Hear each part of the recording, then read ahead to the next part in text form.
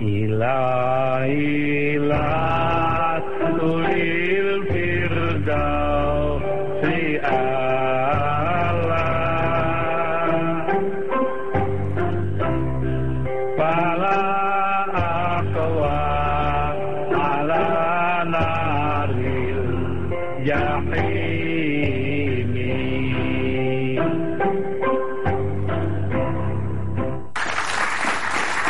Seberapa dekat nih Pak Kiai dengan almarhum? Tahun 89 Gus Dur pergi umroh. Nah kemudian itu pertama kali saya kenal dengan beliau. Saking asyiknya bincang-bincang sampai Gus Dur keluar dari hotel. Waktu itu rombongan Kiai Nur Muhammad Iskandar. Waktu itu umrohnya. Keluar meninggalkan hotel, pindah ke rumah saya yang cuma 1 kamar, 2 kamar sempit itu. Tapi Gus Dur betah dengan saya sampai 3 hari, 4 hari di rumah saya, membicarakan segala macam hal lah, sampai ke yang lucu-lucu juga keluar semua. Nah akhirnya kesimpulannya kalau Kang Said sudah selesai lulus, harus tinggal di Jakarta, jangan pulang ke Cirebon dan membantu Nahdlatul Ulama. Itu pesan langsung disampaikan. Ya kemudian saya pulang pas Muktamar Cipasung Desember tahun 94, saya langsung dimasukkan oleh Gus Dur ke wakil katib, wakil sekretaris syuriah ya, wakil katib. Dalam perjalanan Partai PKB muncul, lahir Partai PKB. Katib amnya saya itu, seatas saya katib am, sekretaris jenderalnya, menjadi katibnya PKB dari Dawam Anwar dari Bekasi itu. Maka saya naik menjadi katib am. Ada saksi matanya ini berikut ini? Oh, selamat.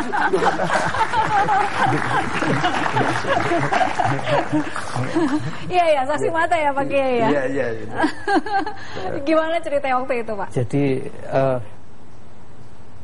Pak Said ini punya tempat tersendiri di hati Gus Dur. Ini saya buktikan dalam beberapa kejadian ketika saya oleh Gus Dur diminta untuk bertugas di Mekah, di Misfalah waktu itu. Gus Dur pesan kepada saya waktu saya mau berangkat untuk ketemu 2 orang di Mekah. Nah salah satunya Pak Said. Nah ini kan tinggal di Aziziyah ya? Ya, saya Misfalah dan kantor dakernya itu di Aziziyah, jadi tidak jauh dari rumah beliau. Nah, saya waktu itu datang ke Pak Said bersama teman-teman mukimin tentu saja, mungkin Pak Said lupa mungkin. Ya. Nah, kemudian tahun 90. Karena kemudian ada peristiwa Mina itu, saya tidak sempat lagi karena sibuk ngurusin korban Mina itu. Kemudian tahun 94. Saya ingat bulan Juli pas menuju harinya Bu Wahid, Bu Solihah Wahid, ibundanya Gus Dur. Beliau ini diajak datang dan kemudian suruh ceramah. Ceramahnya tentang tasawuf. Saya ada Pak Nurholis Majid ya. Iya, ada Nurholis Majid. Tetapi itu sudah membuat heboh. Pertama tampil sudah membuat heboh. Hebohnya karena? Ya karena apa yang disampaikan dinilai kontroversial, padahal sebenarnya tidak. Ya. Boleh tahu sedikit?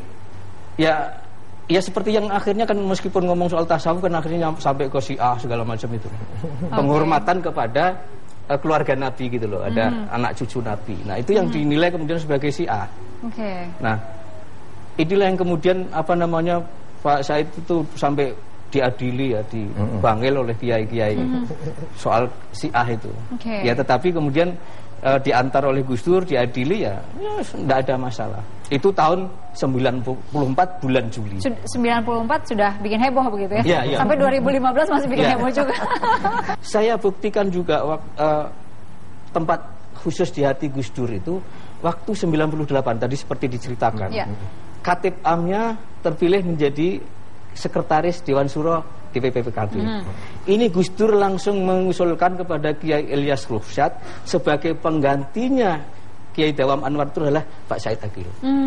Itu sebenarnya domainnya Suriah kan, tetapi Ketua Umum kan boleh mengusulkan. Nah kemudian tahun 99 Gus Dur jadi anggota MPR, utusan golongan. Kemudian terpilih menjadi presiden. Untuk menggantikan Gus Dur di anggota MPR ini Pak Said. yang diusulkan. Karena waktu itu saya sekretarisnya, jadi diperintahkan oleh Gus Dur untuk diproses. Tapi kenapa pada saat tahun 2000 almarhum tidak istilahnya melempangkan jalan beliau untuk menjadi ketua umum PBNU pada saat itu? Ya, saya tanya kepada Gus Dur tahun 2001 kalau tidak salah. Ini kalau soal tahun udahlah ya. Ya pokoknya begitu deh. Karena saya tanya kepada Gus Dur, kok Gus Dur dulu nggak dukung Pak Said? Kata Gus Dur, biar dia belajar dulu. Nanti 10 tahun itu sudah jadi ketua umum. Itu tahun 2001. Jadi kira-kira 2010 kan jadi. Kurang lebih nyambung tahunnya ya. Iya. Beliau mengatakan itu. Iya. Jadi biar belajar dulu, sekarang belum saatnya. Itu bilang begitu. Dan kan padahal kan begini, padahal pada waktu beliau belum jadi presiden, ada beberapa kiai yang datang silaturahmi pada Gus Dur, mengusulkan pengganti Gus Dur di PBNU itu Pak Said Agil. Tapi Gus Dur jawabnya normatif. Ya nanti kalau didukung oleh cabang wilayah ya. Ya silahkan lah. Jadi kan normatif sekali. Tetapi kemudian ternyata kan Pak Hasyim yang. Baik, Pak Kiai ingin cross check nih. Pernah nggak almarhum mengatakan itu, jangan dulu kamu jadi ketua umum PBNU misalnya, karena ini begini begitu? Ada nggak? Pernah. Tapi saya sudah kadung maju, jadi saya nggak mencabut. Dan ternyata hanya terpaut 35 dengan mengatakan apa beliau waktu itu? Nantilah gitu. Yang menarik kan setelah beliau tidak jadi presiden, kemudian pagi-pagi jogging, mampir ke rumah saya, minta air putih, minta roti tawar, dan minta dibacakan kitab karyanya Imam Ghazali, namanya kitab Ihya. Minta dibacakan bab sabar, yang menerangkan sabar. Baru saya bacakan 2 garis, sudah tidur. Nyenyak, malah mendengkur malah tidurnya. Nah, ada 1/4 jam atau lebih bangun, kemudian beliau mengatakan bahasa Jawa ya, tapi bahasa Indonesianya begini, nanti kalau ente sudah usia 56 tahun jadi ketua umum PBNU. Pas bangun langsung mengatakan begitu? Iya. Nah, betul. Waktu di Makassar itu usia saya 56 tahun. Wow, saya merinding nih. Iya. Jadi kan benar sama dengan saya. Kalau kepada saya cuma nanti 10-an tahun lagi kan dia sudah. Bapak terima kasih sudah hadir. Kita harus jeda dulu Pak Kiai. Saat lagi kami kembali. Sampai berapa kali itu Pak Badrudin kira-kira Pak? Kalau lihat film kan dicatat judulnya.